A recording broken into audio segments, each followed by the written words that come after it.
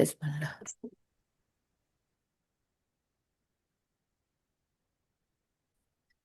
करा सुरुवातीला प्रार्थना घेऊ.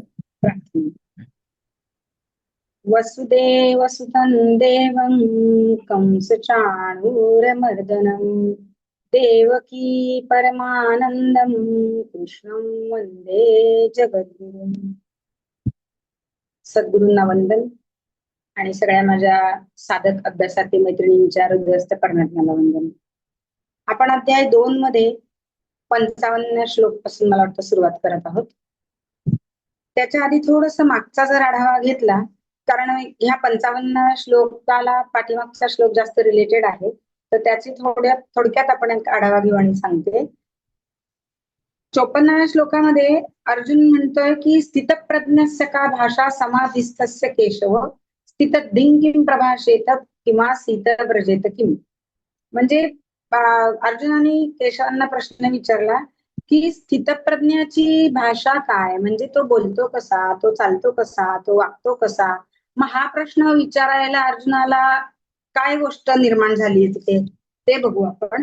जेव्हा भगवंत 53व्या श्लोकात अर्जुनाला म्हणतात की तू इतकी तऱ्हेची वचनं माझ्याकडनं ऐकलीस तेव्हा तुझी बुद्धी जरा गोंधळून गेली असेल, तेव्हा तू आता शांत चित्ताने विचार कर आणि जेव्हा तू तुझ्या मोहरूपी चिखलातून बाहेर येशील, म्हणजे स्वजन, मोह, ममता, आसक्ती, हे माझे ह्या सगळ्यांमधून तू जेव्हा बाहेर येशील तेव्हा तुझी बुद्धी एका ठिकाणी स्थिर होईल. आणि एका ठिकाणी म्हणजे ती पण परमात्म्याच्या ठाई स्थिर झाली तर तेव्हा तू योगाला प्राप्त होशील. तर तेव्हा अर्जुनाच्या मनात विचार आला की हा मग योगाला प्राप्त होईल म्हणजे मग मी स्थितप्रज्ञ होईल का, स्थिर बुद्धीचा. मग आता मी तसा नाहीये, म्हणजे मग स्थितप्रज्ञाची काय लक्षणं असतात की जेणेकरून मी स्वतःला ताडून पाहू शकेल की मी तसा आहे की नाही, मी तसा होतोय की नाही, त्या पदापर्यंत गेलोय की नाही. म्हणून त्यांनी हा 54व्या श्लोकामध्ये स्थितप्रज्ञाची लक्षणं काय आहेत भगवंता ती तरी सांगा म्हणून हा प्रश्न केला. मग आता त्याचं उत्तर भगवंतांनी 55व्या श्लोकामध्ये दिलंय. आता यावर जो आपल्याला प्रश्न येतो ना की स्थितप्रज्ञाविषयी अर्जुनाने विचारलेले प्रश्न किती, प्रश्न कोणते. पहिल्या प्रश्नाला उत्तर भगवंतांनी कितव्या श्लोकात दिले, दुसऱ्या प्रश्नाला कितव्या श्लोकात दिले, हे सगळं इथे वरती आधी ओळ श्लोकाच्या वर असते दिलेली. आपल्याला फक्त खूप बारकाईने वाचावं लागतं, उत्तर शोधतो आपण जेव्हा परीक्षेच्या वेळेस त्यावेळेस. आता आपण अर्जुनाचा पहिला प्रश्न आहे की स्थिरबुद्धी असणाऱ्या मनुष्याची लक्षणे कोणती, तो बोलतो कसे, कसा बसतो आणि कसा चालतो. आता याचा शब्दशः अर्थ न घेता या तिन्ही चारही गोष्टींचा अर्थ एक आहे की त्याचं वागणं कसं असतं, आचार विचार कसे असतात. म्हणजे आपण थोडक्यात म्हणून बॉडी लँग्वेज काय असते. आपण जर आपल्याला प्रसिद्धी मिळाली तर आपल्या बॉडी लँग्वेज मध्ये फरक पडतो, बोलण्याच्या टोनिंग मध्ये फरक पडतो, कुठेतरी अहमपणा आलेला असतो. म्हणून इथे अर्जुनाने बारकाईने विचारले की तो चालतो बोलतो कसा, म्हणजे त्याचा व्यवहार कसा असतो. आता पहिल्या प्रश्नाचं उत्तर भगवंत देत आहेत इथे 55व्या श्लोक प्रजहवान पार्थ मनोगतान आत्मन्नेवात्मना तुष्ट स्थित प्रज्ञस्तदोच्यते. श्री भगवान बोलतात, हे पृथ्वीनंदन, ज्या काळी मनात आलेल्या संपूर्ण कामनेचा उत्तम प्रकारे त्याग करतो आणि आपण आपल्यातच संतुष्ट राहतो त्या काळी तो स्थिरबुद्धी म्हटला जातो. आता प्रजहाती हा पहिला शब्द आहे. जहाती त्यातला मुख्य शब्द. जहाती म्हणजे त्याग करणे आणि प्रजहाती म्हणजे संपूर्ण त्याग. एकही छोटीशी सूक्ष्म कामना सुद्धा आपल्या मनामध्ये ठेवायची नाही. इव्हन एवढं की जसं आपण सामान्य माणसं हा देह माझा मानतो, तर हा स्थितप्रज्ञ हा देहच माझा नाहीये, हा भगवंताने दिलेला आहे. त्याच्यामुळे तो ह्या मानण्याला सुद्धा मानायला तयार नाही. जे काही आहे, मी जो आहे हे सगळं माझ्या सहित, माझ्या देहासहित, माझ्या आत्म्यासहित सगळा मी भगवंताचाच आहे हेच तो मानतो. म्हणून इथे भगवंतांनी प्रकर्षाने आपल्याला सांगितलं की छोट्या सूक्ष्म कामनेचा सुद्धा ज्यांनी त्याग केलेला आहे तो हा स्थितप्रज्ञ असतो. कारण स्थितप्रज्ञाची बुद्धी जी स्थिर करायची आहे ना, ती अहंकाराचा त्याग झाल्याशिवाय होतच नाही. कुठल्याही गोष्टीत हे माझं एवढं जरी मनात आलं, साधं आहे ना गोष्ट, आपण काम करत असताना आपल्या बाजूला खोडरबर आहे आणि ते शेजारच्यानी जरी घेतलं 2 मिनिटं तरी आपल्याला इतकं जाणवतं, आपण म्हणतो माझं आहे. कारण सांगायचं हे असतं की तुम्ही मला विचारून घ्यायला हवं होतं, कारण ते माझं आहे. म्हणजे एवढ्या अशा छोट्या गोष्टीवर आपण हे दाखवत असतो, मालमत्ता हक्क दाखवत असतो. तर ते सगळंच्या सगळं सूक्ष्म इच्छा सुद्धा मनात तयार होणाऱ्या त्यांचं सांगणं आहे की त्या सगळ्या त्यांनी त्यागलेल्या असतात. आणि मनोगतान म्हणजे मनात जाणाऱ्या येणाऱ्या संकल्प विकल्प मनच करत असतं. त्यांनी मनात येणाऱ्या ह्या सगळ्या कामना या साधकाने मनात निर्माण होणाऱ्या सगळ्या प्रकारच्या सूक्ष्म कामनांचा त्याग केलेला असतो आणि तो आत्मन्नेवा संतुष्ट, आत्मन्नेवात्मना तुष्ट, आपणच आपल्यामध्ये रममाण असतो. हे वाक्य इतकं म्हणजे गंभीर अर्थ आहे याच्यामध्ये. आत्मा आत्म्यामध्ये संतुष्ट असतो. जेव्हा आपल्याला सगळीकडे शिकवलं जातंय, सांगितलं जातंय की परमात्मा माझ्यामध्ये जो आत्मा आहे तो परमात्म्याचाच अंश आहे. मग हा परमात्म्याचा अंश म्हणजे आपला आत्मा आपणालाच पाहत असतो. अंतर्मुख झाल्यावर म्हणतात ना की त्या गोष्टी आपण आपल्यात डोकावू तेव्हा दिसतात.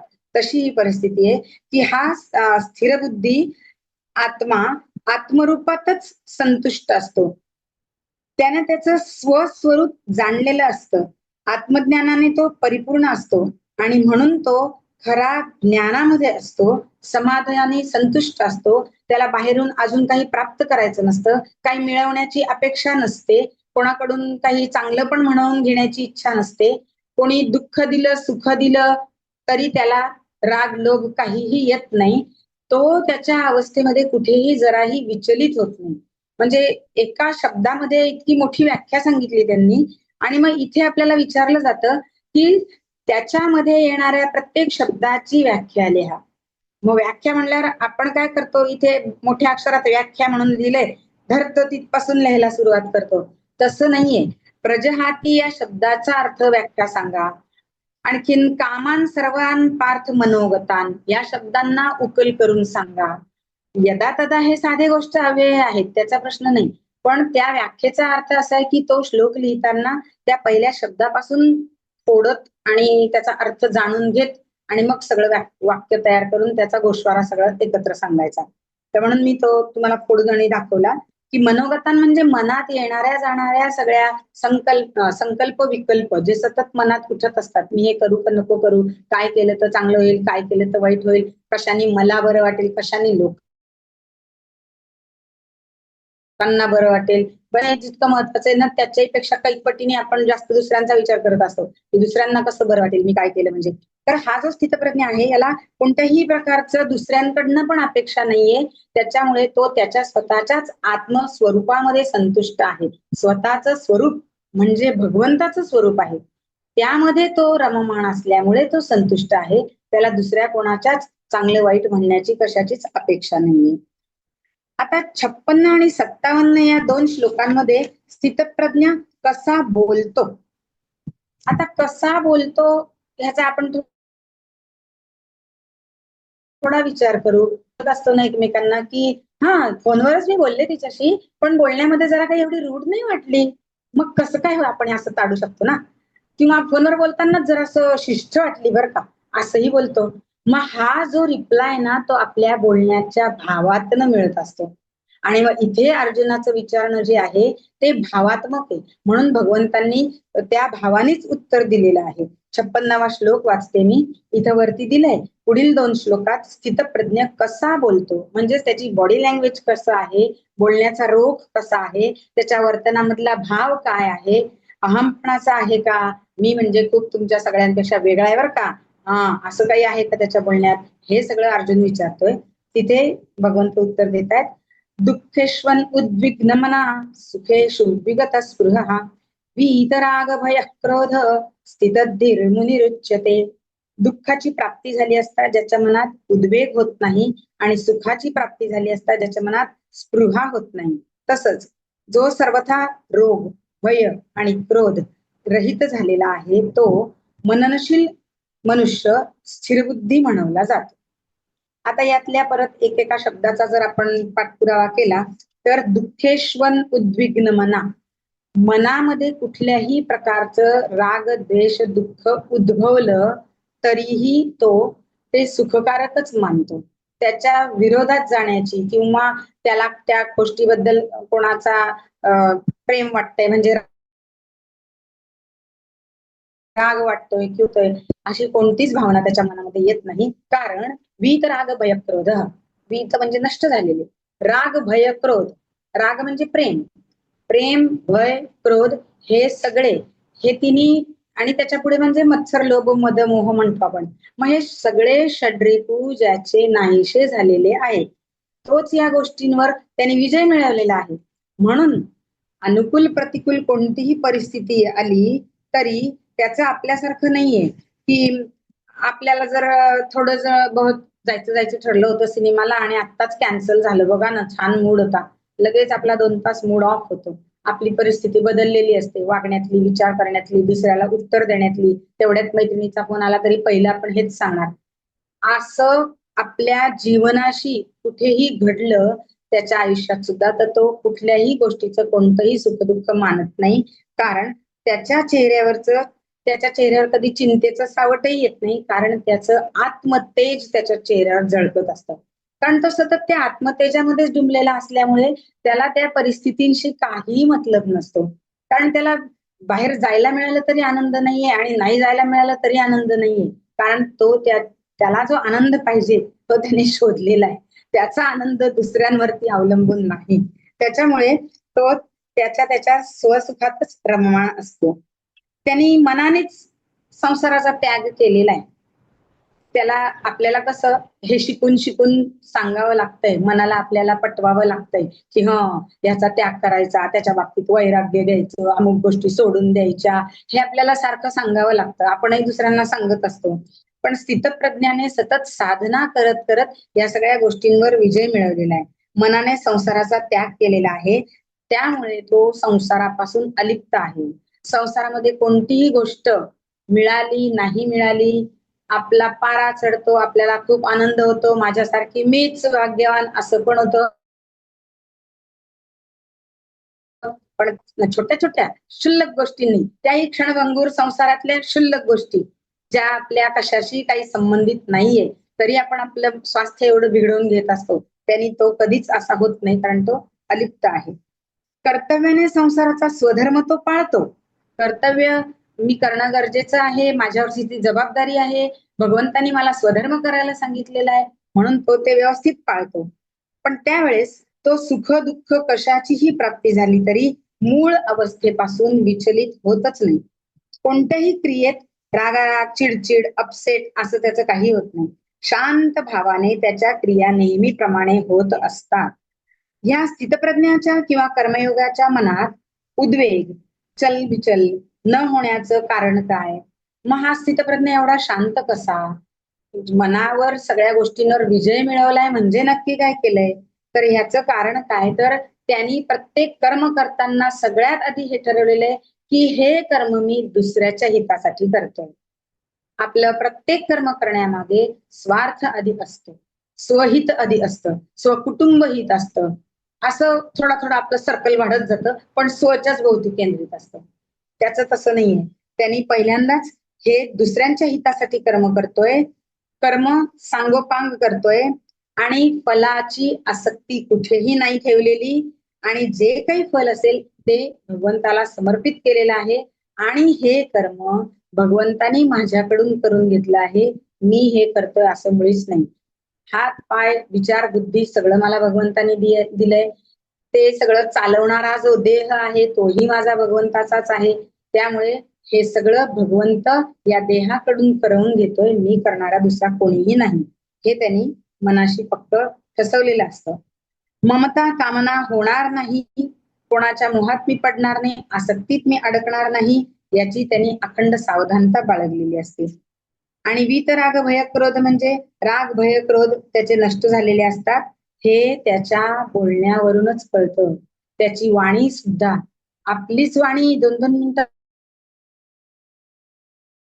खाली एकदम आपण स्वतःलाच ऑब्झर्व करा. जेव्हा आपल्याला दुसऱ्याकडनं काम करून घ्यायचंय ना, तेव्हा अगदी गोड बोलत असतो. जेव्हा आपल्याला अधिकारात्मक काही गोष्टी करायच्या आहेत, तेव्हा आपला थोडासा रुबाब जास्त असतो. असं प्रत्येक वेळेस होत असतं. तर त्याची वाणी सुद्धा आसक्ती आणि भयरहित आहे. जे काय आहे ते प्रामाणिकपणे, प्रांजळपणे सांगणार आहे. त्याच्यामुळे त्याच्यावर कोणी त्याला काही म्हणेल याचं त्याला भय नाहीये. आणि असंही काही नाही की कोणाशी फार प्रेमाने बोलल्याने त्याच्याशी आपली आसक्ती वाढायला लागेल, आपल्या आसक्तीमध्ये 4 जण अडकतील, असंही काही नाही. त्यामुळे स्पष्ट बोलणं. आणि बरेचदा बघा तुम्ही असे स्थितप्रज्ञ किंवा असे संत लोक सुद्धा थोडं एका शून्यात नजर लावून किंवा खाली मान घालूनच जास्त बोलतात. ते समोरासमोर असं बोलत पण नाही जास्त. आणि क्रोधरहित असतो हे तर सगळ्यात मोठं आहे. क्रोधाला आवर घालता आलाच पाहिजे, केव्हाही कुठे असलं तरी.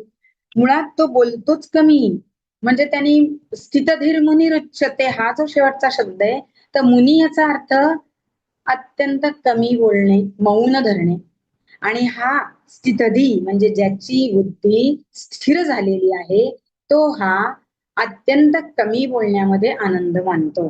त्याला बोलायला अतिशय कमी लागतं, म्हणजेच त्याचा वाणीवर संयम असतो. मग आता इथे भगवंतांनी तो स्थितप्रज्ञ कसा बोलतो हे सांगितलं. मग बोलतो म्हणला तर शब्दशः उत्तर तुम्हाला एवढंच मिळालं की त्याच्या वाणीवर त्याच्या संयम असतो आणि त्याच्यामुळे तो अत्यंत कमी बोलतो. तर एवढंच उत्तर तर अपेक्षित नाहीये. मग हे सगळं कशामुळे होऊ शकतं? जर त्यांनी स्वतःवरती एवढ्या षड्रिपूंवरती विजय मिळवलेला आहे आणि कर्तव्य म्हणून त्या गोष्टी करतोय, त्या करत असताना जो देह दिलाय तो भगवंताचा आहे, तो माझा नाही, म्हणजे कर्तृत्व भाव पण आपल्याकडे घेत नाही. असं सगळं करून जर तो ते कर्म करतोय, तर नक्कीच त्याच्या अंगी मौन व्रत आलेलं आहे आणि तो कमीत कमी बोलून आपला सगळा कर्तव्याचा गोष्टी पार पाडत असतो. आता 57व्या श्लोकामध्ये म्हणाल तर यः सर्वत्र न विस्नेहस्तत् तत्तर्त्य शुभाशुभम् नाभिनन्दन्ति न द्वेष्टि तस्य प्रज्ञा प्रतिष्ठिता.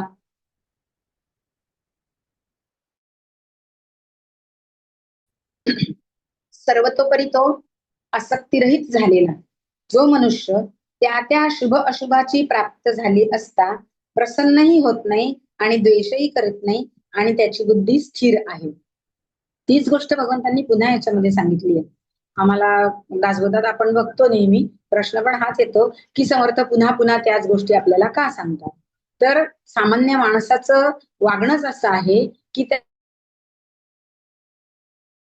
पुन्हा पुन्हा त्याला ती गोष्ट किती म्हणजे अर्जन्सी आहे, किती आग्रहाची आहे हे त्याला कळतच नाही.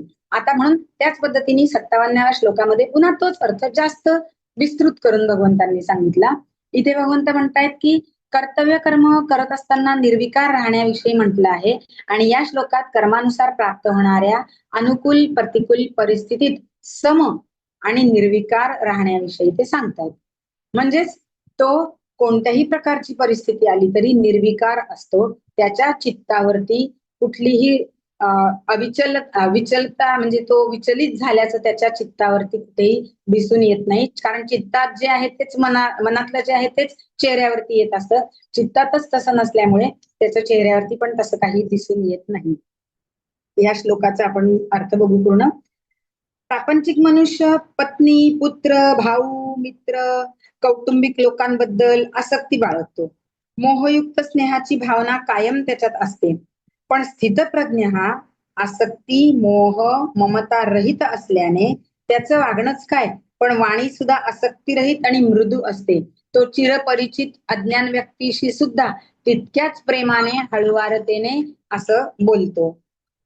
त्यामुळे तो निर्लेप राहतो. कोणत्याही परिस्थितीचा तो द्वेष करत नाही, आनंद करत नाही. त्याच्यामुळे त्याच्या जीवनामध्ये, वागण्यामध्ये, बोलण्यामध्ये निर्लेपता असते.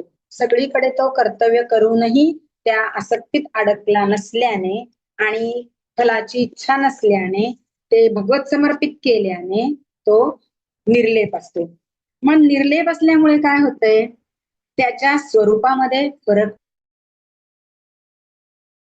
पडत नाही, तसं राहतं. एकच छोटी गोष्ट आपण बघूया निर्लेप म्हणजे आणि त्याच्यात इन्व्हॉल्व्ह होऊन जाणं म्हणजे काय. एखादी कोणती गोष्ट घडलीये किंवा 2 मैत्रिणी बोलतायत आणि एक मैत्रीण त्यातली दुसरी तिसऱ्या मैत्रिणीबद्दल काही गाऱ्हाणे सांगून हिचं मन कलुषित करते.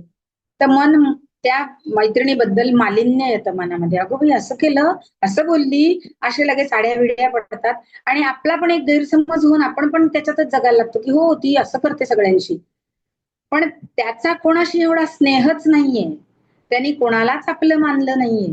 त्यामुळे त्याच्या ह्या गोष्टी त्याच्या रोजच्या जीवनात काहीच बाधा आणत नाही आणि म्हणून तो असा निर्लेप राहू शकतो की लेपरहित, कशाचाच संग त्याला होत नाही. शरीर, इंद्रिय, मन, बुद्धी याच्यातही कशातही फरक पडत नाही. स्वशीच तो एकरूप झालेला आहे. आपल्या आत्म्याशी आपल्यातल्या आत्म्याशी त्यांनी परमात्म्याच्या रूपाशी तो तादात्म्य पावलाय, एकरूप झालेला आहे. त्याच्यामुळे तो परमात्म्यातच बुद्धी त्याची स्थिर झालेली आहे आणि हेच त्याचं खरं मुख्य लक्षण आहे. आता पुढच्या 58व्या श्लोकामध्ये भगवंतांनी स्थितप्रज्ञ कसा बसतो, अर्जुनाचा तिसरा प्रश्न आहे. दुसरा बघितला आपण तो कसा बोलतो आणि तिसरा प्रश्न आहे तो कसा बसतो. या तिसऱ्या प्रश्नाचं उत्तर 58व्या श्लोकामध्ये दिलंय. इथे म्हणतायत यदा संहरते चायं कुर्मोंगानीव सर्वशः इंद्रियार्थेभ्यस्तस्य प्रज्ञा प्रतिष्ठिता. आता या श्लोकामध्ये कासवाचं उदाहरण दिलेलं आहे. मी दुसऱ्या परीक्षांचं म्हणून एक उदाहरणार्थ सांगते तुम्हाला की एका परीक्षेत आलंय गीतेच्याच परीक्षांमध्ये की गीतेमध्ये केवढे केवढे दृष्टांत दिले आहेत. म्हणून आपण नेहमी श्लोक जेव्हा वाचला एखादा तर तिथे कुठला दृष्टांत देऊन तो आपण सांगू शकतो का? जसं ज्ञानदेवांनी नाही का आपल्याला प्रत्येक गोष्ट अर्जुनाची आणि श्रीकृष्णाच्या संवादामधली उदाहरणादाखल माणसाला समजायला सोपी पडते. तसं आपलं जे म्हणणं आहे ना ते पण आपण एक उदाहरण देऊन, जसं मी तुम्हाला आता सांगते माझ्याच अवतीभोवतीचं कोणतंही, आणि हे वेळेवर बनवायचं असतं. यातले सगळे उदाहरणं खरेच असले पाहिजे असं काही नसतं. कुठली पण इकडची तिकडची बंडल मारलेली चालते. खऱ्या खऱ्या कुठल्या मैत्रिणी अशा म्हणतायत आणि आपण बोलतोय असं काही नसतं. पण हे आपल्या मनाला आपल्याला मोल्ड करायचंय, वळवायचं जेव्हा आहे तेव्हा आपल्या सामान्य माणसाला इमॅजिनेशन असावी लागते, कशाचं तरी आलंबन असावं लागतं, कशाला तरी धरून आपण विचार करतो. नुसता आपण विचार करायला आपण स्थितप्रज्ञ नाहीये ना, त्याच्यामुळे आपल्याला काहीतरी टाकावं लागतं मनात. आधी एखादा भुंगा सोडला की मग आपण त्या गोष्टीचा विचार करायला लागतो. तसं आपलं मन आहे. तर इथे 58व्या श्लोकामध्ये स्थितप्रज्ञ कसा बसतो हे जे विचारलंय तिथे भगवंतांनी कासवाचा दृष्टांत दिला आणि तो याच्यासाठी की कासव जसं आपले सगळे अवयव आत ओढून घेतं आणि नुसती पाठीच्या आकार आणि आत ओढलेले अवयव कासव 1, 2, 5 तास नाही, 8 वर्ष 10 वर्ष तसंच ओढून धरलेल्या अवस्थेत राहू शकतं. हे अभ्यासांती निष्पन्न झालेलं आहे. कासवाचं वयवर्ष आहे 700 आणि त्यांनी गेल्या 120 वर्षापासून अवयव आत ओढून घेतलेले. मग त्याला खायला हात बाहेर काढावा असं वाटला नाही, भक्ष्य पकडायला तोंड बाहेर काढलं नाही त्यांनी. म्हणजे बघा त्याच्या ह्या मेटाबॉलिक ऍक्टिव्हिटीज वरती पण त्याने किती कंट्रोल मिळवलेला आहे.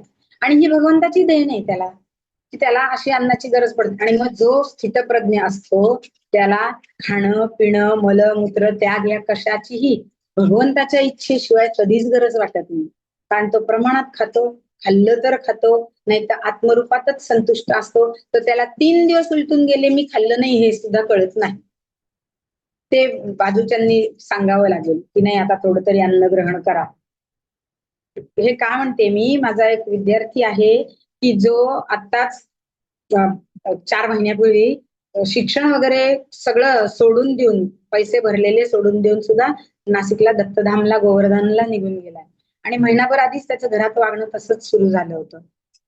म्हणजे ज्याला हे अवतीभोवतीचं जीवन,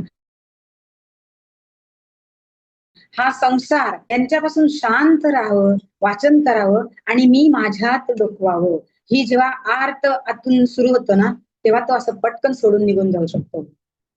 तर म्हणून यासाठी उदाहरणार्थ सांगितलं. तर मग इथे आता विचारलं ना की स्थितप्रज्ञ कसा बसतो, तर कासवाच्या दृष्टांतावरनं आपण हे बघणार आहोत की कासव जसं सर्व बाजूंनी आपला अवयव आत ओढून धरतं, त्याचप्रमाणे हा स्थितप्रज्ञ मनुष्य विषयांपासून आपल्या इंद्रियांना आत ओढून धरतो. आता विषयांपासून इंद्रियांना आत ओढून धरतो हे तर जेव्हा विषय समोर येतील तेव्हाच थोडी करायचंय का? नाही, विषय तर सतत अवतीभोवती असतातच. नेहमीच विषयांपासून परांगमुख करून ठेवलं पाहिजे इंद्रियांना, की माझ्याजवळ कशाचंही प्रलोभन आलं आता मी इथे बोलते ना, तर माझं लक्ष फक्त इथेच पाहिजे. इकडे काय आवाज झाला, तिकडे काय आवाज झाला, हे आपल्याला डायव्हर्ट करू शकतात. आणि आपण होतो, कारण आपण सामान्य आहोत. पण जेव्हा आपण एखाद्या वेळेस ठरवून ठेवलेलं असतं, तर आपण घरात सांगून ठेवतो, हे कोणी डिस्टर्ब करू नका, हा आवाज करू नका, इकडे तिकडे असं सगळं असतं. तर हेही स्थितप्रज्ञाला जाणीवपूर्वक सांगावं नाही लागत. त्याच्याकडून हे घडलेलं असतं, हे आपोआप होऊन जातं. इंद्रियांना विषयांच्या सम्मुख न जाऊ देता संयमित करून, इंद्रियांना संयमित केलं की आपोआपच विषयांपासून इंद्रिय संयमित झाले. इंद्रिय संयमित झाल्यानंतर मनही जरा शांत होतं, की काय इंद्रिय काही साथच देत नाहीये, कोणाला पळवणार आपण. आपण म्हणतो ना, रथाचे घोडे, शरीररूपी रथाचे घोडे, त्याच्यामध्ये मन हा लगाम आहे आणि इंद्रिय म्हणजे घोडे. मग इंद्रिय घोडे धावतायत, तर मनाच्या लगामाने ते मागे खेचले असतात. आणि या मनावर अंकुश असतो तो बुद्धीचा. बुद्धीने पण अंकुश ठेवलाय, की निर्णय कशालाही इकडे तिकडे बघू द्यायचं नाहीये. तर असं झालेलं असल्यामुळे त्याची मन आणि बुद्धी स्थिर झालेली असते. म्हणजे पुन्हा मागे वळून बघितलं तर नुसती व्याख्येमध्ये मन आणि बुद्धी ज्याची स्थिर असते त्याला स्थितप्रज्ञ म्हणतात. एवढ्या स्थितप्रज्ञ तुमचा 7-8 ओळींचा होईल. कारण मन आणि बुद्धी स्थिर करण्यासाठी आधी हे सगळं करावं लागणार आहे. विषयांना परांगमुखता आणावी लागणार आहे इंद्रियांना. आणि मग विषय किती प्रलोभन दाखवत असले तरी इंद्रियांना कसं संयमित करून घेऊन मग नंतर मन आणि बुद्धीला स्थिर करून त्यांनी ठेवलेलं असतं. मनातून आता हे बघा, असं हे वरवरचं पण नाहीये. आपल्या सामान्य माणसांचं काय असतं, वरवर की नाही नाही मला गुलाबजाम खायचा नाहीये, माझी शुगर वाढू शकते. आणि घरी गेल्यानंतर आठवतं, खाल्ला असता एखादा, किती होती आज शुगर, काही नाही 200च होती, एखादा खाल्ला असता तर काही त्रास झाला नसता. म्हणजे घरी येईपर्यंत, तिथल्या क्षणापासून इथे येईपर्यंत 5 तास मनामध्ये तोच विचार चालू होता. म्हणजे इंद्रियांनी जरी वरवर दाखवलं दांभिकपणा, की मी विषयांकडे बघत नाहीये, तरी मनाने मात्र तीच रसबुद्धी जपून ठेवलेली आहे. ती तर गेलीच नाही. ती जात नाही तोपर्यंत स्थितप्रज्ञ होता येत नाही. आणि ती जाण्यासाठी अहंकार आधी जावा लागतो, देहबुद्धी आधी जावी लागते. येतोच आहे आपण तिकडे. म्हणून इंद्रिय आणि विषयांचा विचार काढून टाकलेला असतो.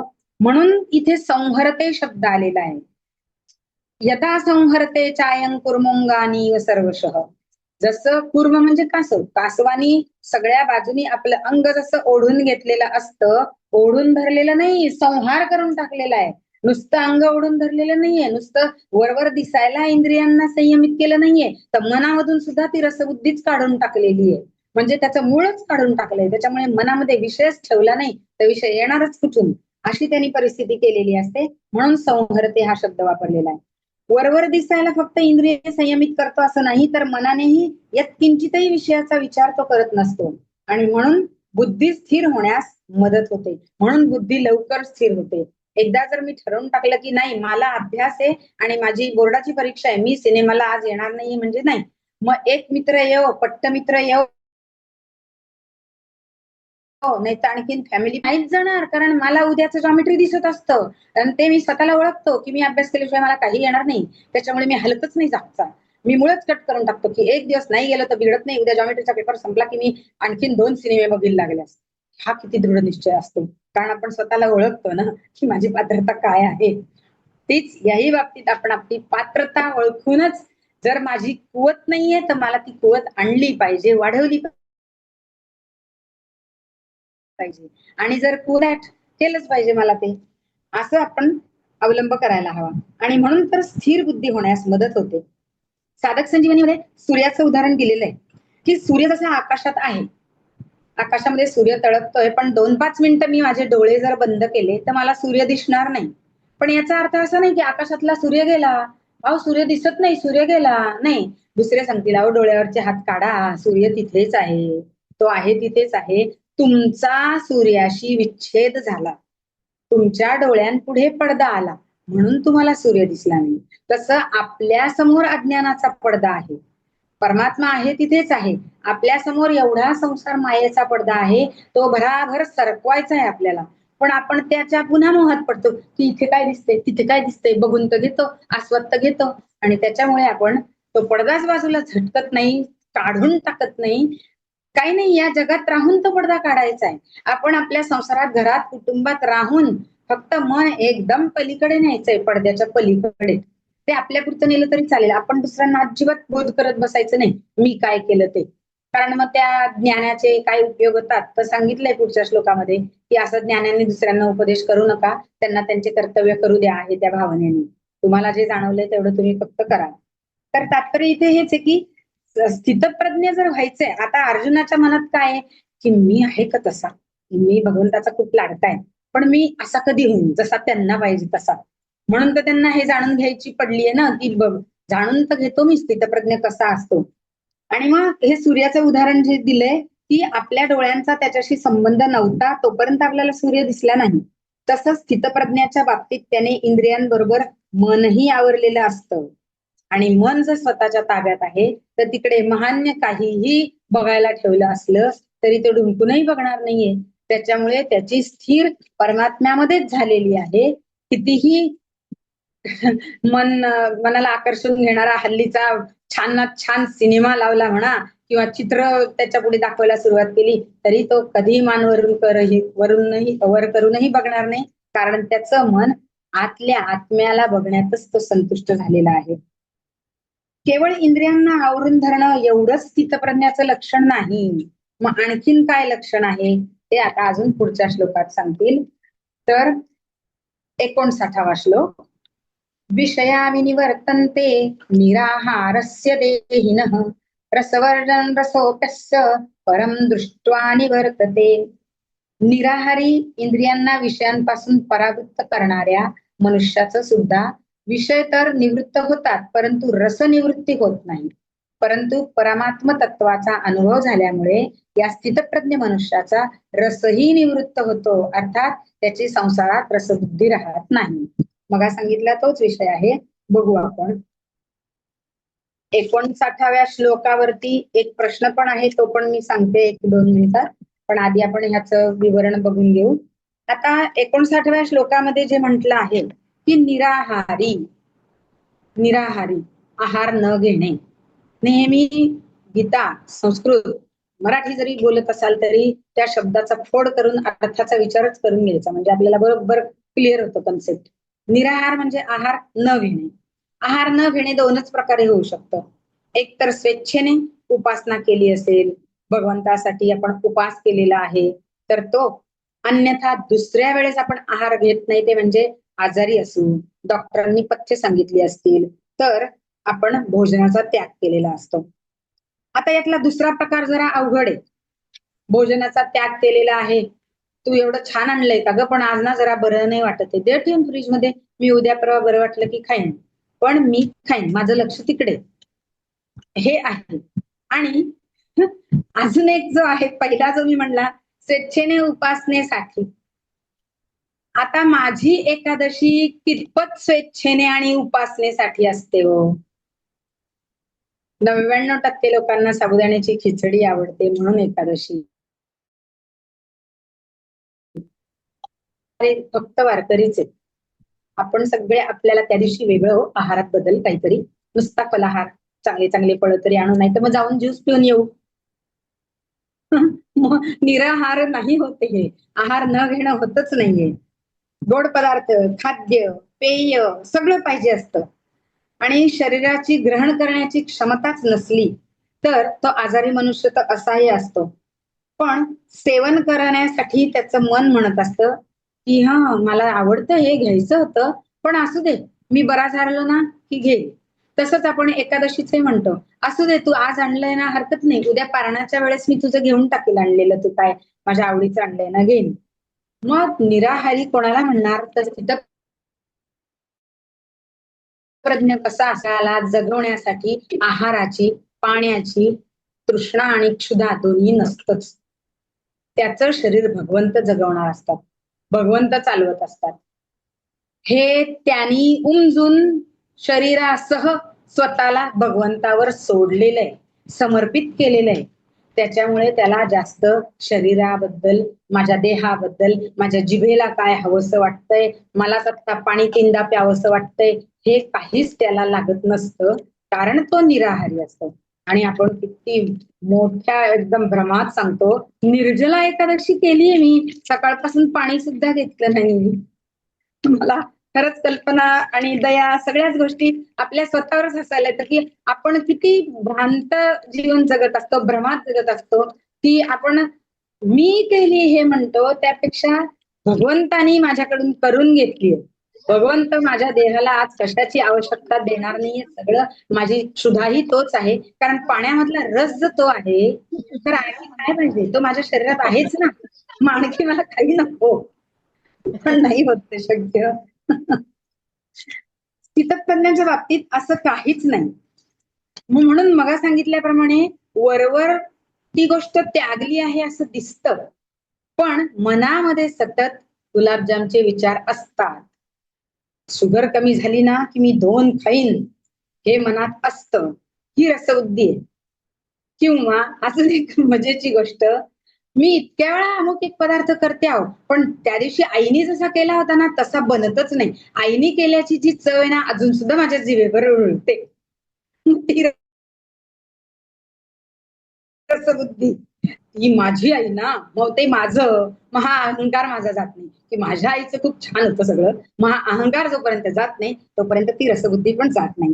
पण अहंकार स्थितप्रज्ञ अहंकार रहित असतो, त्यामुळे तो रसबुद्धी रहित झालेला असतो. मग ही रसबुद्धी म्हणजे काय आहे? मग तुम्हाला जर श्लोकाच्या हर एक शब्द के व्याख्या से स्पष्टीकरण कीजिए, तर तिथे रसबुद्धी शब्द लिहावा लागणार आहे. मग रसबुद्धी म्हणजे काय हे दिलंय पुढे. वाचलं तर लक्षात येईल. 3 पॅरेग्राफ मध्ये परिशिष्ट भावामध्ये दिलेलं आहे रसबुद्धी. मग मी ते वाचून काढलं थोडं, आपल्याला समजेल असं बघू. भोगाची सत्ता महत्ता मानल्याने अंतःकरणात भोगाविषयी सूक्ष्म ओढ उत्पन्न होते, तो रस. आणि लोभी व्यक्तीला पैसे मिळाले की जसं बरं वाटतं, तसं अंतःकरणात भोगसत्ता आहे तोपर्यंत रसनिवृत्ती होतच नाही. हा रस अहम मध्ये राहतो, अहंकारामध्ये हा रस असतो. अहम गेल्यावरच ती रसबुद्धी नष्ट होऊ शकते. भोजन मिळाल्यास रस मिळतो, प्रत्येक क्षणाला घासाघासाला कमी होत जातो. हे एक उदाहरण आहे, तिथे आहे बहुतेक. आपल्याला खूप दिवसापासून वाटत असतं कधी अक्षय तृतीया येईल म्हणजे मी आंबे आणीन आणि मस्त यंदाना आमरस पुरी आणि बटाट्याची भाजी, भजी वाटल्यास करते आणि छान असं करते तसं करते. आली ती अक्षय तृतीया आली, रसपुरीचा बेतही झाला. पण जसा जसा वाढणारा आग्रह करतो ना, तसं 7 पुऱ्या खाऊन झाल्यावरती फार तृप्ती होते. 3 वाट्या रस पिल्यावर तर असं होईल की नको नको बास आता नको आग्रह करू, कशाची येईल अगं, एवढं आपण म्हणतो. मग क्षणाक्षणाला त्यातला रस कमी झाला की नाही, पहिला घास खाईपर्यंत जी उत्कंठा होती त्याच्या मागे, ती शेवटच्या घासापर्यंत नाही. अरे बापरे, एवढं उगाच पुन्हा 1 वाटी घेतली, हे जास्त झालं मला. तेव्हा त्या आमरसाबद्दल अट्रॅक्शन राहिलंच नाही, जे पहिली वाटी घेतली तेव्हा होतं. मग ही अशी रसबुद्धी खरं कमी होत जात असते, पण माणसाच्या मनातली जी रसबुद्धी आहे ती कमी नाही होत. ती पुन्हा पुन्हा विषयांना, पुन्हा पुन्हा विषयांकडे बघायला धावते आणि विषयांकडे गेली की लगेच इंद्रिय धावायला लागतात, लगेच मन धावायला लागतं. आणि म्हणून रसबुद्धी जर नष्ट करायची तर अहंकारच कमी झाला पाहिजे. आणि ती रसबुद्धी कशी निवृत्त करायची, त्यासाठी भगवंतांनी 60व्या श्लोकामध्ये काय सांगितलं बघू. यततो ह्यपि कौन्तेय पुरुषस्य विपश्चितः इंद्रियाणि प्रमाथीनि हरतिं प्रसभं मनः. ही या रसाची निवृत्ती जर झाली नाही तर काय काय आपत्ती येऊ शकतात. आत्ताच सांगितल्याप्रमाणे रसनिवृत्ती झाली नाही तर मनामध्ये विचार घोळत राहणार. केव्हा तरी ती गोष्ट समोर आली की लगेच पटकन घेणार, मागचा पुढचा विचार न करता खाऊन घेणार तो गुलाबजाम. मग एक खाल्ला की काही नाही, अजून 2-3 खाल्ल्याने काही बिघडत नाही, खूप महिने झाले मी काहीच खाल्लं नाही गोड, असं म्हणून अजून घेणार. आणि असं करत घेतलं की मग 3-4 खाल्ले गेले, झालं रात्री कसं तरी व्हायला लागलं, एकदम बीपी शूट झालं आणि मग चला चला पळा पळा सगळ्या घरातल्यांना कामाला लावणार. आणि मग तेव्हा मनातल्या मनात कुठतरी होतं, ही अशाने तर नसेल ना झालं, हो आज माझ्याकडनं असं खाल्लं गेलं. म्हणजे सगळं आपल्याला कळत असतं, जाणीव असते, पण घडतं सगळं विपरीत. तर फक्त केवळ कारण मन आणि अहंकार. आणि ते मनात रिलेटेडच आहे चांगलीच ती गोष्ट. त्याच्यामुळे त्याच्यावर आपल्याला विजय मिळवता आला पाहिजे. जो विद्वान साधक पुरुष आहे, मनापासून तो साधना करतो, विवेकपूर्वक काम करतो, फलेच्छेचा त्याग करतो, दुसऱ्याचं हित इच्छितो, दुसऱ्याचं कल्याण भाव, अशा विद्वान आणि प्रयत्नपूर्वक सगळ्या गोष्टी करणाऱ्या पुरुषाची संयमी इंद्रिये त्याच्या मनाला जबरदस्तीने हरण करतात आणि विषयाकडे ओढतात. म्हणजे एखादी व्यक्ती आहे, सगळं काही जसं भगवंतांनी सांगितलंय सगळं त्याप्रमाणे करतो, जितेंद्रियत्व पण आहे त्याचं, पण त्याच्या मनामध्ये किंतु कुठेतरी रसबुद्धी शिल्लक आहे. तर अशा वेळेस ती उफाळून येईल आणि पुन्हा विषयांकडे त्याचं मन धाव घ्यायला लागेल आणि एवढी साधना जी त्यांनी केली होती ती सगळी धुळीला मिळेल. म्हणजे पुन्हा त्याचं अधपतनाकडे तो जाऊ शकतो. याचं कारण असं आहे की जोपर्यंत बुद्धी पूर्णपणे परमात्म्यात स्थित होत नाही, तिच्यात थोडी तरी सत्ता राहते, विषय इंद्रिय संबंधाचं सुख होतं आणि भोगलेल्या भोगांचे संस्कार त्या बुद्धीवर शिल्लक राहिलेले असतात. मागच्या वेळेस मी त्यांच्याकडे ती काजूकरी खाल्ली ना हो, फार छान होती त्यांच्या मुलीच्या लग्नामध्ये. ती मला अजून आठवते. आणि मग आजही आपण हॉटेलला गेलो होतो ना, काजूकरीच घेऊया, छान मस्त. कारण ती तेव्हाची आठवती ना, तेव्हाचे भोगाचे संस्कार मनावर अजूनही उमटलेले आहे. तसं सगळं संयम पाळूनही साधना करणाऱ्यालाही असं होऊ शकतं. न व्हायला पाहिजे ह्याचं कारण एकच की त्यांनी ती बुद्धी जर परमात्मा तू माझ्या म्हणजे तुझ्या हातात आहे, तू मला सांभाळणं, हे सांगून भगवंताच्या स्वतःला स्वाधीन करून टाकलं तर भगवंत आपल्याला त्यापासून परावृत्त करेल. आपण भगवंताला स्वतःला समर्पितच करणार नाही आहोत, बाकी सगळं सोडलंय, बाकी सगळ्यात वैराग्य आलंय, पण अजून भगवंताला स्वतःला समर्पित नाही करून टाकलं की तू जे काय करशील या देहाचं कर, मला काही काळजी नाही, पण देह जोपर्यंत जिवंत आहे, उभा आहे ना, मी अभ्यास करणार, मी गीता वाचणार, मी सगळ्या परीक्षा देणार, मी ज्ञान घेणार, हे जिद्द ठेवली पाहिजे. तो करून घेईल आपल्याकडून. आपल्याला जास्त काही करायचं नाही, फक्त चांगल्या ट्रॅकवर नेऊन बसवायचं, बाकी काहीच नसतं. मग अशा बुद्धिमान विवेकी पुरुषाची इंद्रिय पूर्णपणे वश नसतात. अशा अनेक ऋषींची उदाहरणं आपण ऐकलेली आहेत. सगळं त्यांच्यात जितेंद्रियत्व आहे, तपश्चर्या केलेली आहे, पण ते अनेक कामनांमुळे स्वतःचं अधःपतन त्यांनी करून घेतलेलं आहे. म्हणून साधकाने आपल्या इंद्रियांवर आपला फाजील आत्मविश्वास दाखवू नये. नाही नाही, I can control my self, एवढं काहीच बोलायची गरज नाही. घरी गेल्यावर सगळा कंट्रोल दिसतो. जे इथे नाही खाल्लं ते घरी आपण 2 दिवसांनी आणखीन आणून खातो, बरोबर दाखवतो असं की मी नाही खाल्लं. आणि जितेंद्रियत्वाचा अभिमानही धरू नये. मग ही रसबुद्धी एवढी घातक आहे की भल्या भल्या योगारूढ तपस्व्यांना सुद्धा ती अधपतित करते. मग ही निवृत्त तर होत नाहीये आणि असं हरण करते. त्यासाठी तिला कसं नाहीसं करायचं हे भगवंतांनी आपल्याला 61व्या श्लोकामध्ये ही रसबुद्धी नाहीसं करण्याचा उपाय सांगितला. तिकडे बघूया. भगवंताला शरण जाण्याने इंद्रिय वशीभूत होऊन रसबुद्धी तर निवृत्त होईलच, परंतु भगवंताला शरण न गेल्याने काय होतं हे 61. रसबुद्धीला कसं नाहीसं करावं ह्याचा उपाय या श्लोकात भगवंतांनी सांगितला. तानि सर्वाणि संयम्य युक्त आसीत मत्परः वशे हि यस्येंद्रियाणि तस्य प्रज्ञा प्रतिष्ठिता. कर्मयोगी साधकाने त्या संपूर्ण इंद्रियांना वश करून मतपरायण होऊन राहावं. मतपरायण म्हणजे माझ्यामध्ये लीन व्हावं. भगवंत सांगतायत की त्यांनी माझ्यामध्ये लीन व्हावं, म्हणजे अहोरात्र उठता बसता त्याला फक्त भगवंतच दिसला पाहिजे. म्हणजेच त्यांनी आत्म्याला आपणच आपणाला पहावे. कारण ज्याची इंद्रिये वश झाली आहेत त्याची बुद्धी परमात्म्यामध्ये स्थिर झाला, भगवंताला समर्पित केला तरच स्थिर. पुढे आपल्या याच्यात येणार आहे म्हणून मी ती गाळलेली जागा इथल्या अर्थात आधी भरली, तर पुढे वाचताना आता येईलच, सांगते काय होते. जेव्हा साधक जितेंद्रियत्व मिळवतो तेव्हा त्या शक्तीचा त्याला अभिमान होतो. साधकाला सुद्धा अभिमान होऊ शकतो, जरी त्यांनी कितीही अहंकार, सिद्धी प्राप्त झाला की लगेच अहंकार येतो पुन्हा, आणि माणूस दुसऱ्यांना ते चमत्कार दाखवायला लागतो, स्वतःची प्रसिद्धी त्याला आवडायला लागते, मग पैसा आवडायला लागतो आणि हल्लीच्या ज्या केसेस आपण बघतो या सगळ्या होतातच त्याच्यामुळे. मग हा वृथा अभिमान आणि ही रिद्धी सिद्धी प्राप्त झाल्याची प्रसिद्धीची हाव साधकाची उन्नती होऊ देत नाही, भगवंतापासून त्याला विनमुख करतो. आणि जितेंद्रियत्व जितेंद्रियत्व ज्यांचं होतं ना त्यांना भगवत कृपा मानावी.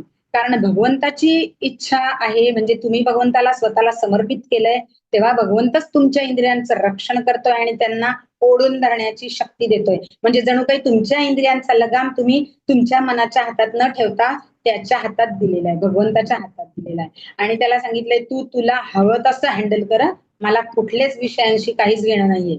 तर बरोबर भगवंत त्याला मदत करतो, तरच त्याचं जितेंद्रियत्व शाबूत राहतं. संपूर्ण शरणागती घेतली तर इंद्रियावर भगवत कृपेने काबू राहून अहम नाहीसा होतो आणि मग रसबुद्धी पण नाहीशी होते. मी केवळ भगवंताचाच आहे आणि भगवंत माझा आहे आणि संसार माझा नाही, मी संसाराचा नाही, भगवंत नित्य माझ्यातच आहेत, हा दृढ भाव ठेवून भगवंताशी अनुसंधान ठेवून भगवंतात लीन होणे, तेव्हा आपली रसबुद्धी नाहीशी होईल आणि भगवंताला शरण गेलं की भगवंत आपला लगाम त्यांच्या हातात जाईल. आणि मग आणखीन भगवंताला शरण गेल्याने काय होतं हे 62-63 श्लोकापासून पुढे आहे, ते आपण नंतर बघू. तिथेच थांबते. जय जय रघुवीर समर्थ. जय श्रीकृष्ण.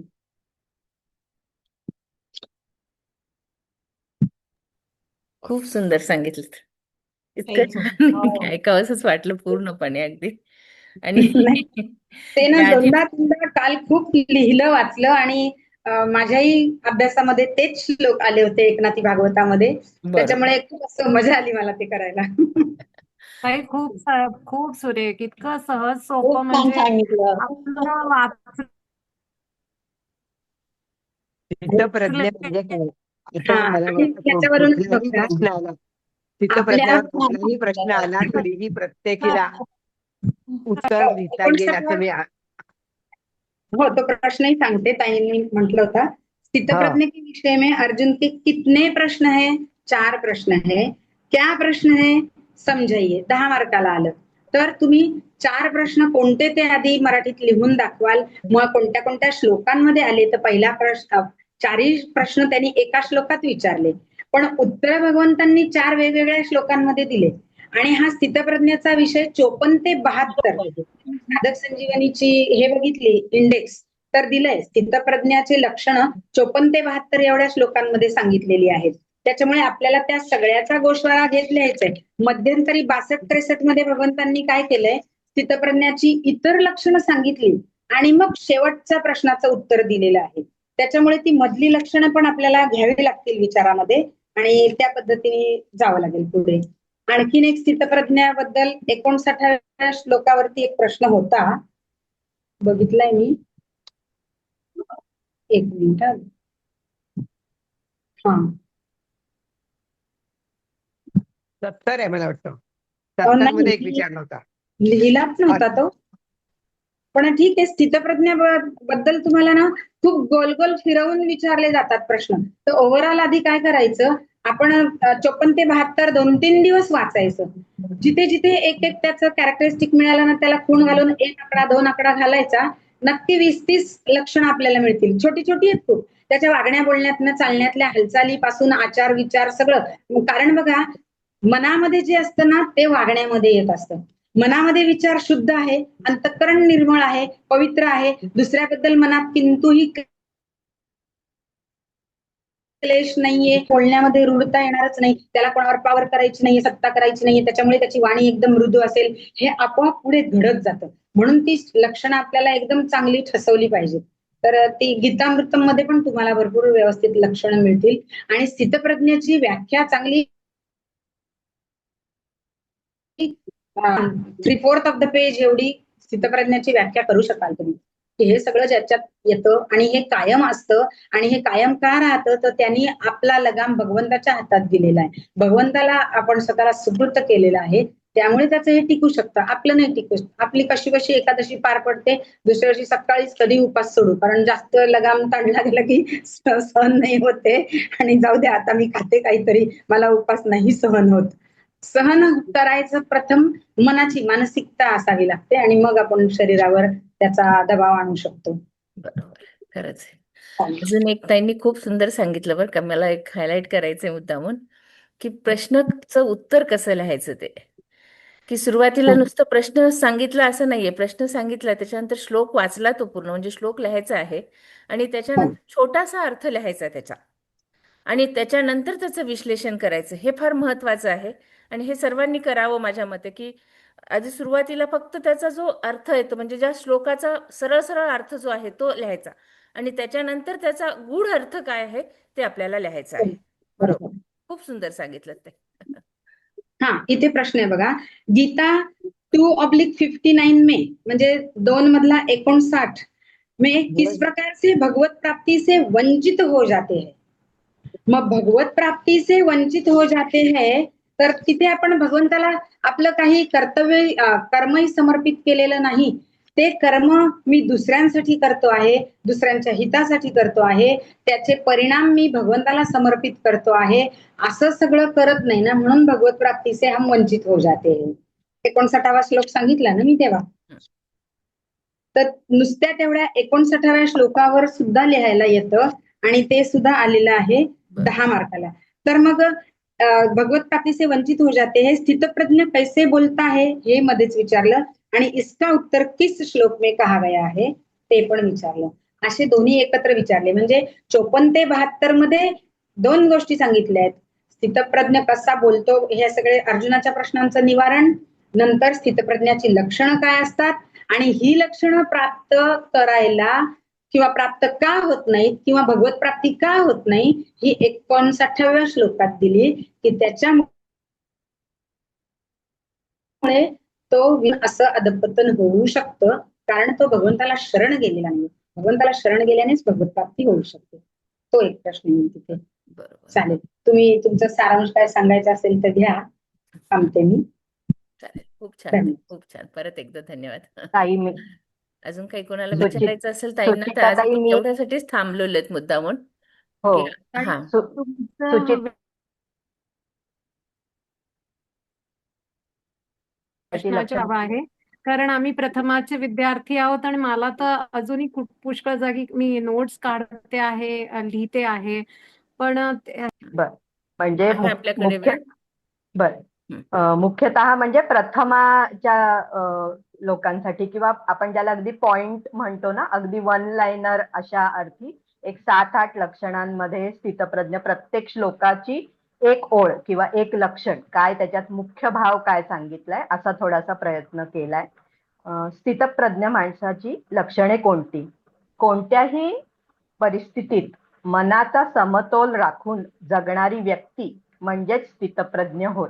ही अगदी छोटीशी व्याख्या, हा एका वन लाईन व्याख्या, परत वाचते हवं तर. कोणत्याही परिस्थितीत मनाचा समतोल राखून जगणारी व्यक्ती म्हणजेच स्थितप्रज्ञ होय. काय लक्षणं आहेत तर अशी व्यक्ती ही सुख दुःख आणि समान मानते व सतत पुढे जात राहते, म्हणजे त्याच्यात अडकून पडत नाही. कीवर्ड आहे स्थिर बुद्धी, म्हणून त्याला म्हणायचं स्थिर बुद्धी, की सुखाचा किंवा दुःखाचा कशाचाच त्याच्यावरती परिणाम होत नाही, तो सतत पुढे पुढे मार्गक्रमण करत राहतो. दुसरा, यामध्ये कामक्रोध, या व्यक्तीला कामक्रोध नसतो, हा कधीही चिडत नाही, विकारांना त्याने जिंकलेले असते. कीवर्ड वीतराग भय क्रोध, हे सगळे म्हणजे जे षटविकार आहेत हे सगळे त्यांनी जिंकलेले आहेत, ही व्यक्ती कधीही चिडत नाही. तिसरा, तो परिपूर्ण असतो, भय भीती हे सगळे जे विकार आहेत ते देखील त्याला नसतात, कारण त्याने पूर्णपणे या विकारांना जिंकलेलं आहे. सर्वांविषयी त्याच्या मनात समभाव असतो, पूर्वग्रह दूषित अशी मनोवृत्ती नसते किंवा हावलं जाते. हा जो काहींनी खूप छान एक्सप्लेन केलं होतं, तर हा सर्वांविषयी समभाव, की तो सगळ्यांना सारख्याच नजरेने बघतो, सारख्याच प्रकारे प्रत्येकाला ट्रीट करत असतो. 5वा मुद्दा, इंद्रियांवर याचा पूर्ण ताबा असतो. उदाहरण आहे कासव, की कासव जसं इंद्रियांना, स्वतःच्या इंद्रियांना आवरून बसतं, त्याप्रमाणे ह्या स्थितप्रज्ञाचं लक्षण आहे की तो स्वतःच्या इंद्रियांना पूर्ण आवरून बसलेला असतो आणि त्यामुळे त्याचा कुठेही इतर ठिकाणी कुठेही तो मोह नसतो, कुठेही स्थिर, म्हणून ती स्थिर वृत्ती त्याची दिसून येते. 6वा मुद्दा, मन सदैव प्रसन्न असते. कीवर्ड आहे प्रसन्न चेतसा ह्याशु, हे जे आहे त्याचं एक्सप्लेनेशन, की तो स्वतः सदैव प्रसन्न असतो आणि त्यामुळे अर्थातच त्याच्या आजूबाजूचं वातावरणही, जे जे लोक त्याच्या संपर्कात येतात त्यांनाही तो आनंद, ती प्रसन्नता त्यांच्याकडे संक्रमित होते. 7वा, चंचल मन, मन हे कायम चंचल असतं आणि त्याला तो सहज आवर घालू शकतो. जो त्या मनाला आवर घालायला आपली खूप शक्ती वाया जाते, परंतु त्या व्यक्तीचं मात्र तसं होत नाही. त्या चंचल मनाला तो सहज लगाम घालू शकतो, सहज आवर घालू शकतो, कारण तो मनाने परमात्म्यामध्ये स्थिर असतो. की अचला, निश्चला हे जे श्लोकामध्ये शब्द आले ते कीवर्ड्स आहेत. आणि 8वा मुद्दा आहे की तो स्वतःच्या मर्यादा ओळखून असतो. हा श्लोक आपला पुढचा झाला नाहीये आज. त्याचं उदाहरण दिलंय की समुद्र जसं की त्याची सीमारेषा काय आहे किंवा त्याची मर्यादा काय आहे हे तो जाणतो. खूप माऊलींनी खूप छान ते एक्सप्लेन केलंय की जशा सर्व नद्या ह्या समुद्राला येऊन मिळतात, तर त्या मिळाल्यामुळे समुद्र त्याचा तट सोडून त्याच्या बाहेर येतो का? नाही, तो त्याची सीमारेषा, त्याची जी मर्यादा आहे त्या मर्यादेमध्येच राहतो. किंवा ग्रीष्मकालीन नद्या आटतात, तर मग तर मग तेव्हा समुद्राचं पाणी कमी होतं का किंवा समुद्रही आटून जातो का? तर तसंही होत नाही. असा जो असतो, अशी जी व्यक्ती असते की ती स्थितप्रज्ञ, की त्याला त्याच्या मर्यादा उत्तम प्रकारे तो जाणत असतो आणि कायमच कुठल्याही परिस्थितीत तो त्या मर्यादेमध्येच जेव्हा राहतो, अशा प्रकारची लक्षणं ज्या व्यक्तीमध्ये दिसतात त्या व्यक्तीला आपण स्थितप्रज्ञ म्हणून ओळखू शकतो. श्रीराम. खूप छान, खूप सुंदर सांगितलं बघा. एका एका ओळीमध्ये पण पूर्ण सगळंच त्यामधलं सार तुम्ही काढलेलं आहे आणि खरंच छान झालेलं आहे. म्हणजे खूप छान, खूप छान. प्रथमाच्या बालबुद्धीने काढलंय. नाही नाही, छान. आता द्रौपदी चरित्र का? हो, हा. हा, ते नंतर घ्यायचं काय? सुरू नाही, करू? सुरू करा, सुरू करा. माझा आवाज आहे ना? हो हो. जय श्रीकृष्ण सर्वांना. मी द्रौपदी चरित्र थोडक्यात माझा प्रयत्न करणार आहे. मोहिताईंनी अप्रतिम सांगितलं आहे. त्यांच्यापर्यंत जायला मला खूप मोठा डोंगर पार करावा लागणार आहे. त्यामुळं तिथपर्यंत जाणं तर आत्ताच तर सांगू शकत नाही. कीर्तिताईंनी सांगितलेलं आहे आणि ताई म्हणल्या की आता वैजयताई तुम्ही लहान वयामध्ये आता प्रपंच करताना सुरू केलं खूप चांगलं, कारण आम्ही आता प्रपंच दुखणं चालू असते, त्यामुळे तरुण आवाज येत नाहीये ताई बरोबर. आवाज नाही येत आहे तुमचा. नाही आवाज येत आहे नाही. का? आवाज ब्रेक मोबाईल सुरू आहे का? तुमचे 2 मोबाईल सुरू असेल तर एक मोबाईल बंद करा, म्हणजे आवाज चांगला येईल. मला तुम्ही म्यूट केलंय ताई. हॅलो, म्यूट येतोय तुमचा आवाज. हा, म्यूट नाही आहात ताई तुम्ही. हा, येते का? दुसरीकडे बसा वाटल्यास.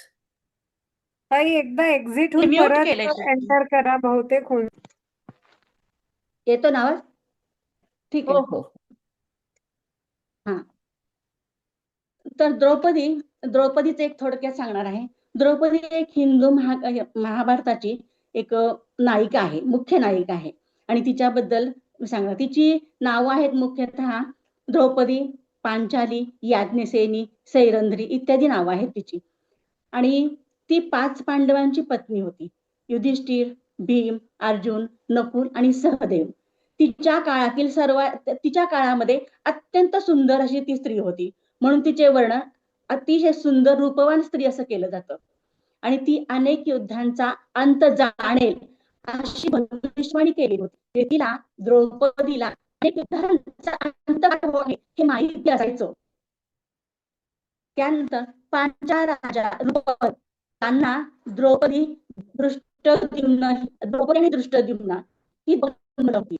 त्यांनी या राजाने दोन मुलं प्राप्त झाली.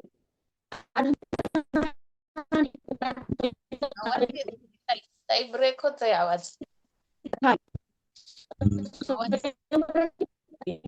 आवाज नाही येत ताई व्यवस्थित. नाहीये.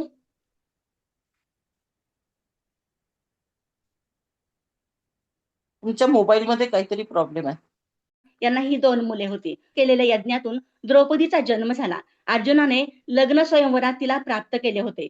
परंतु माता कुंतीच्या म्हणजे पांडवांची जी माता होती तिच्या गैरसमजामुळे तिला चारही भावांशी लग्न करावे लागले. युधिष्ठिराने राजसूय यज्ञ करून सम्राट